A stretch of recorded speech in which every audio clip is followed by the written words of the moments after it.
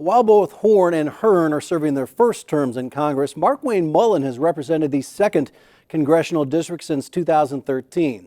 I began our interview by asking him if he saw merit in those proposed red flag gun laws supported by Congresswoman Horn.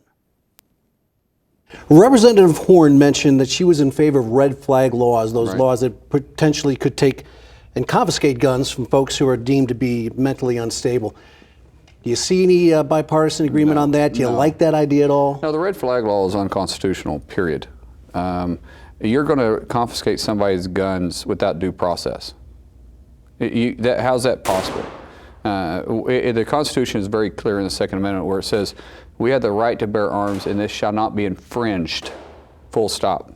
All of us know somebody that's been accused of something when they're going through the divorce because of a custody battle. A male can accuse a female and a female can accuse a male of something horrific.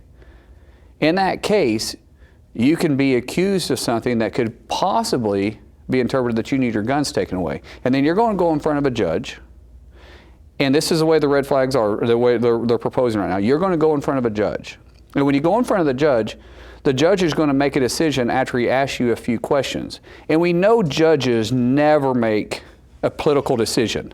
So that's a definitive no way on that. How about bipartisanship when it comes to prescription drugs? Again, Representative Horn is very interested in that, and I know you are as well. Can you come together and find ways to lower these prices for people who just can't afford their medications? Yeah, well, and this is no punch at Representative Horn, but she talks a lot about it. I've been working on it for quite some time. I'm on the Energy and Commerce Committee, and we have had bipartisan support. In fact, it's part of the most bipartisan subject that comes up, period, in our committee and committee hearings. What concerns me is we're running into a political year.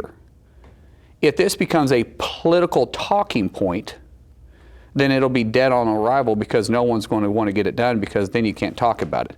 Because the thing about a political talking point is if you allow it to pass, someone wins, someone loses. In this case, everybody's losing because everybody's being affected by it.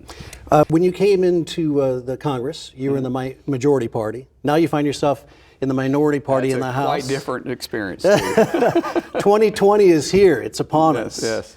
Can you regain the House? Do you think you have a shot? And if so, how? I believe so. One of my jobs is recruit good candidates all across the country. And I take that job very serious. I want to recruit business individuals. I want to recruit non-politicians. I want to recruit somebody that's going to be a patriot, not someone that's going to vote based on their re-election. And I believe we got some good candidates coming in. But obviously who's going to draw that ticket is going to be the top. If we keep the White House, which I believe we will through President Trump, then we'll regain the House, I believe. If we lose it, then we'll probably lose more seats than we'll gain. Keep in mind, 31 districts that they won, I say they, Democrats won last election cycle, was carried by President Trump during the 2016 election.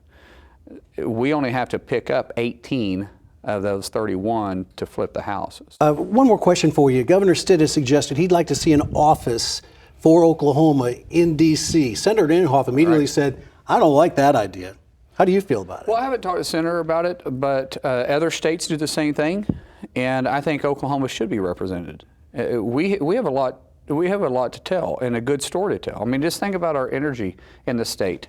A lot of people don't realize that, yes, we're an oil and gas state, but we're also an energy state, meaning wind and solar and hydropower. In fact, alternative fuels or alternative energy, we rank between 2 and 3 in the country when it comes to alternative energy. If that takes us going to Washington, D.C., then whatever it takes to continue this state moving forward, I support.